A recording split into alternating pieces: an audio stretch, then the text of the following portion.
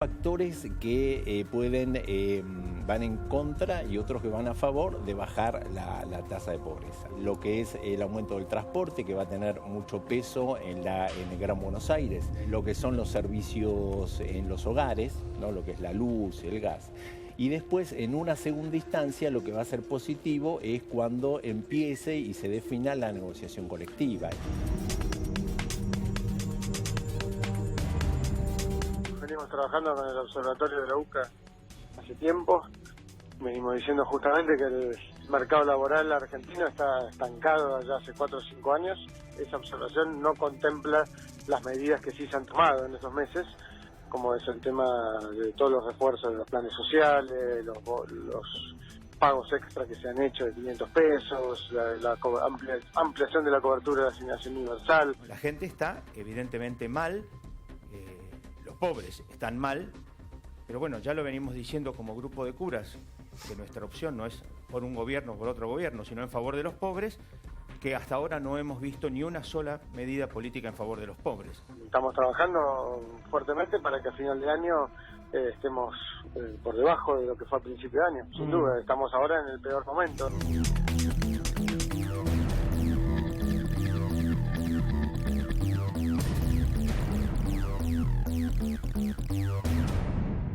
Y además de las cifras que les mencioné anteriormente, también lo tenemos al Papa Francisco en cuanto a bregar por el bien común y buscar ese bien común. Y la Pastoral Social, que a través de su comisión saca un comunicado y a través de él lo que emite claramente es que hay una precarización laboral. De lo que se está hablando hace bastante tiempo, ¿no es cierto?, que tiene que ver con la sanción de la ley antidespidos, que no fue promulgada por el Poder Ejecutivo, sino al contrario fue derogada en su totalidad. Ya el anuncio había sido hecho por el presidente de la Nación el día viernes en Cresta Roja a la mañana. ¿Quién está para debatir sobre este tema? Cristian Castillo, dirigente del FIT, Andrés Aciaín, quien es economista, y Marcelo Sorgente, diputado nacional del PRO. Bienvenidos a todos ustedes.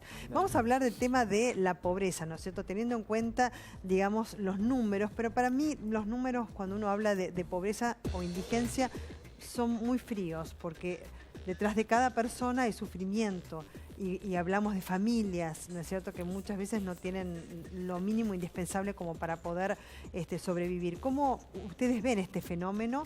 ¿Qué es lo que ha venido pasando en el último tiempo? ¿Y cómo ven el segundo semestre, que según el Gobierno Nacional, digamos, va a haber un repunte, va a bajar la inflación, van a venir inversiones? ¿Cómo lo ven ustedes? PRO, a ver. Bueno, partiendo de la premisa pobreza cero que ha instalado desde la campaña nuestro presidente Mauricio Macri, estamos trabajando concretamente en medidas que apoyen a las economías regionales y a las pymes. Y yo viendo estas imágenes que estamos mostrando en estos momentos, que se ven en pantalla, claramente esto no es producto de 5 meses de un gobierno que no se ocupa de los pobres. Lamentablemente la pobreza en la Argentina es una pobreza estructural. Desde el año 87 en la provincia de Buenos Aires gobierna un mismo perfil político que no ha dado respuestas, lamentablemente, o no han podido o no han sabido darlo. Y estas imágenes demuestran la fragilidad en que toda esta gente vive, que lamentablemente no debiera vivir en esta situación, y estamos trabajando para resolverlo. ¿Y el 1.400.000 pobres, digamos, de este primer trimestre del año? Nuestro número no era mayor. Estamos hablando de casi 3,5 millones de personas que viven en la indigencia y 20 millones de pobres. Sí. El número no cayó proporcionalmente en 4 meses. A ver, cualquier persona que pueda ver este programa, y seguramente muchos, yo siempre digo, esta noche se van a ir a dormir sin comer, que la están pasando muy mal. No es un número, yo coincido con su comentario. Sí. Hay mucha gente que está sufriendo esto, pero muy cerca de aquí hay muchos pueblos, muchos lugares donde la gente naturalmente vive revolviendo la basura para comer. Eso es una enormidad. En un país que genera, como Argentina, alimento para 400 millones de personas, hay chicos que todavía sufren problemas de desnutrición. Andrés, ¿cómo se ve desde la economía esto? Porque, como bien digo, ¿no es cierto?, es el aspecto humano al que más nos interesa, ¿no? A veces los números suelen ser muy fríos, insisto con esto. Sí, bueno, obviamente, digamos, no es que la pobreza en Argentina se inventó en los últimos 5 meses. Argentina viene arrastrando este problema, podemos decir, desde el origen de su historia, con etapas de disminución de la pobreza, como fueron por ahí en las últimas etapas, o el primer gobierno de Néstor Kirchner y de Cristina, un estancamiento en el segundo gobierno de Cristina en valores alrededor del 15 y 16%, y bueno, en estos 5 meses se ve un incremento. Nosotros nos da un poquito un número, bueno, similar, de un incremento cercano al 1,5 millones de pobres, pero partiendo de un número más bajo.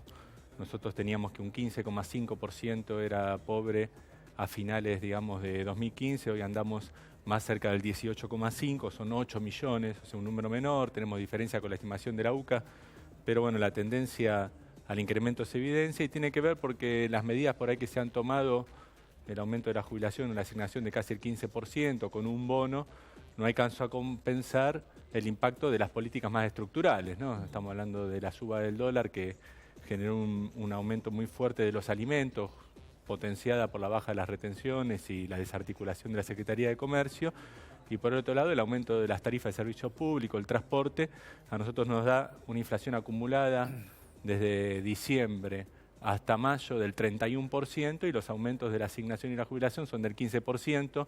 En la asignación pesa un poquito más, estos 500 pesos, alcanza a compensar parcialmente, en la jubilación no.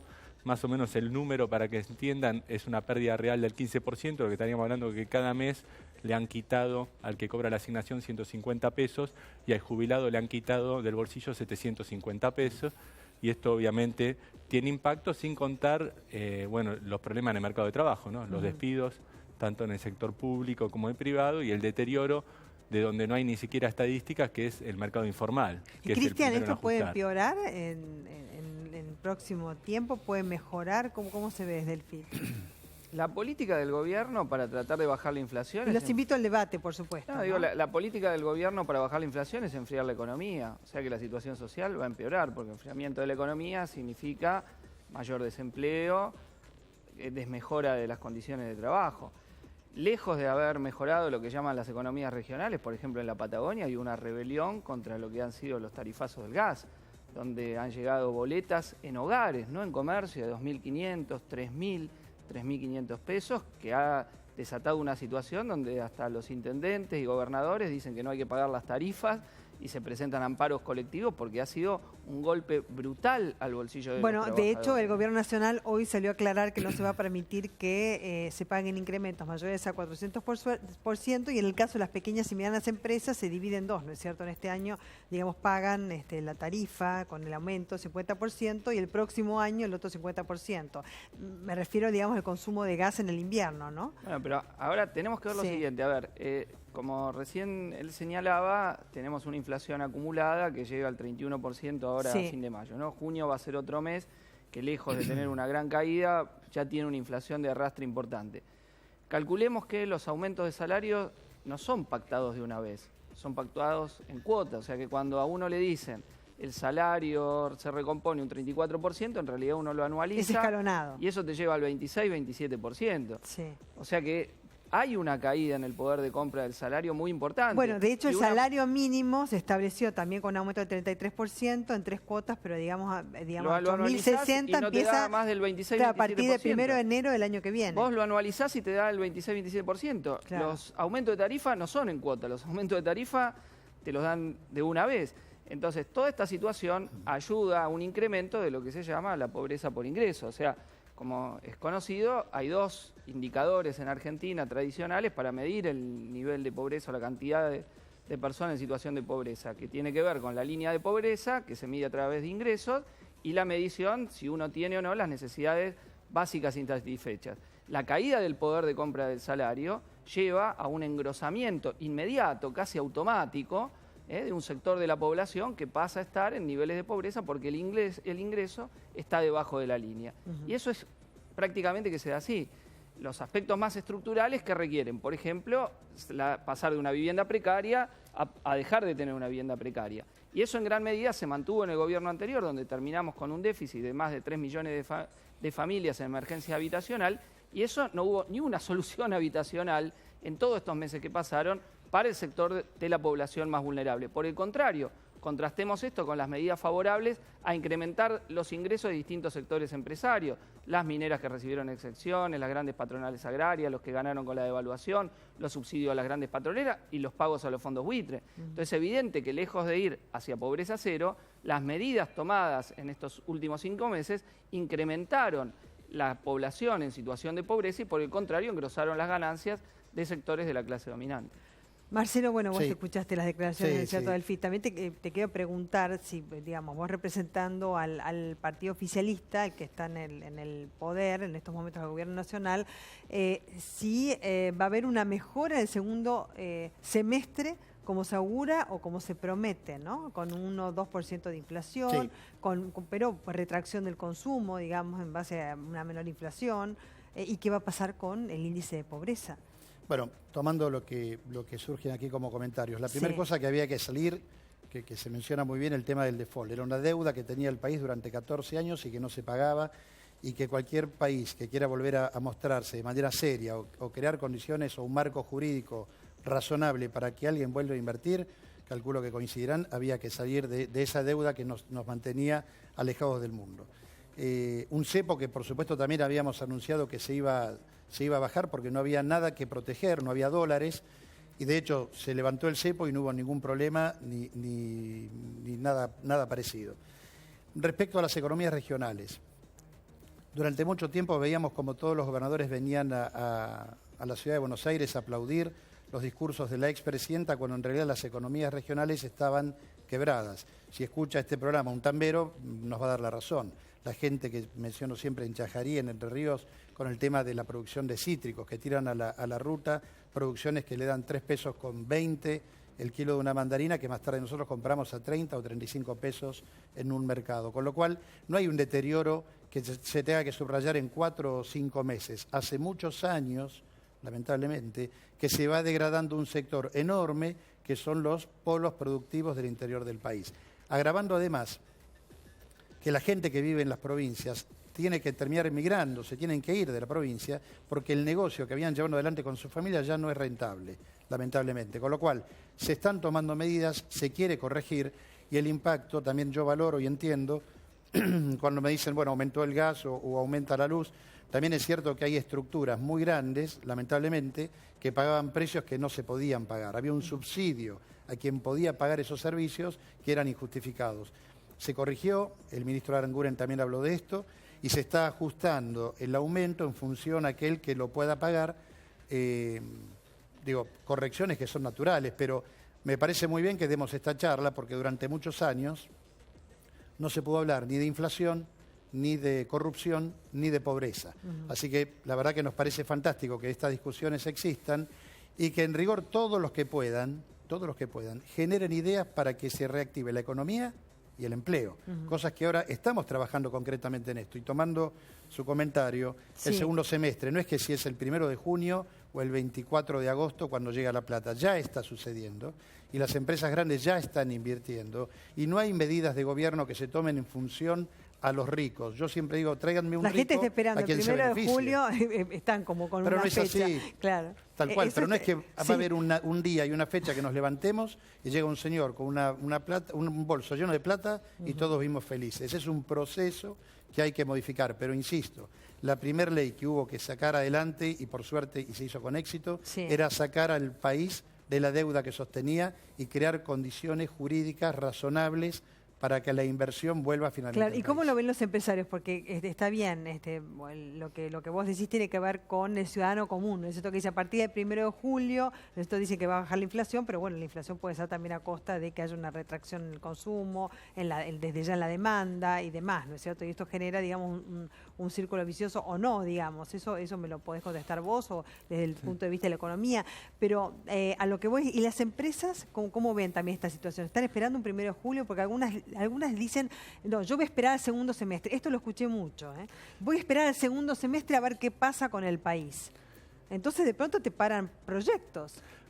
¿Puedo agregar ahí una No sé cuestión? si ustedes lo escucharon, pero yo lo he escuchado de parte de muchos. Para mí hay un error de concepción, ¿no?, en la política. Acá se pensó que bajando el salario, aumentando la rentabilidad de los empresarios con una transferencia directa de ingresos, los empresarios iban a invertir. Pero aquí hay una lógica. Cuando vos le bajás el salario a la gente, le pones un aumento en la tarifa, después no tiene para comprar. Entonces bajan las ventas. Y entonces un empresario no va a invertir. ¿Por qué? Porque vende menos. Esto es una cuestión de lógica, de razonamiento. En un contexto internacional desfavorable no vas a generar un boom exportador. Había que apostar al mercado interno. Y lo que se hizo, esto te digo porque vos querías idea para que la economía crezca. Bueno, hagan lo contrario a lo que vienen haciendo. En vez de subirle la tarifa y pegarle un golpe al bolsillo de la gente, subirle los costos a las pymes y generar una pérdida, digamos, de que le aumentan los costos por un lado y le cae la demanda por el otro, traten de mantener una tarifa que vuelva competitiva a las empresas y le permita a la gente pagar la boleta y tener poder de consumo. En vez de generar una devaluación, vos decís, el cepo no hubo problemas. No hubo problema, un 50% de devaluación que impactó en los alimentos y impacta en la pobreza. Ese es el problema. La gente que hoy no puede comprar comida es el problema. Entonces, si vos querés una recomendación para que la economía crezca, tengan cuidado si van a tomar una medida que le impacta de lleno a los alimentos, en darle a la gente más humilde un reparo, en vez de desarticular a la Secretaría de Comercio y echar a la gente que venía trabajando para que los impactos de los costos no lleguen al precio, dándole vía libre a los supermercados, pongan gente a regular al supermercado para que el aumento de los costos no se transmita, porque lo que vos decís, lo que le pagaban al tambero, lo que sale la leche, lo que le pagaban al cítrico y sale la fruta, no cambió, empeoró. Tenemos un traslado a precio de una devaluación que en los costos le pegan un 10% que después llega al supermercado en un 150, un 200%. Y no se han tomado medidas. Entonces, lo que hay que tener en claro... Hoy son las mismas condiciones para tomar lo que vos decís. No, hoy son las mismas condiciones del tambero que las anteriores. Eso no habían cambiado. Vos le aumentaste la rentabilidad de la leche al tambero. ¿Hiciste algo para que en el supermercado la gente no pague la leche multiplicada por 10 o por 15 ese aumento? No se ha hecho nada. Entonces, si nosotros teníamos un problema que yo lo comparto, que era un problema del diferencial de precio entre el productor y el supermercado que generaba una baja rentabilidad del productor. ¿Cómo lo solucionaron ustedes? Aumenten todos, muchachos. ¿Y quién lo paga? La gente que no tiene para tomar la leche lo paga. Pero, entonces, eso no es una solución. ¿Vos crees que la decisión... Yo lo que te entiendo, lo que digo es que hay que... Pero hay un gobierno que está lleno de conflictos de intereses entre los funcionarios y las empresas. Aranguren dejó de ser presidente de Shell, pero sigue siendo accionista de Shell. Cada aumento que hay de la nafta, Shell gana. Las licitaciones que ganó Shell, es el ingreso directo de él, que sigue siendo accionista. El secretario de Comercio no pertenece a la familia propietaria de una de las cadenas de hipermercados más importantes del país. Sí.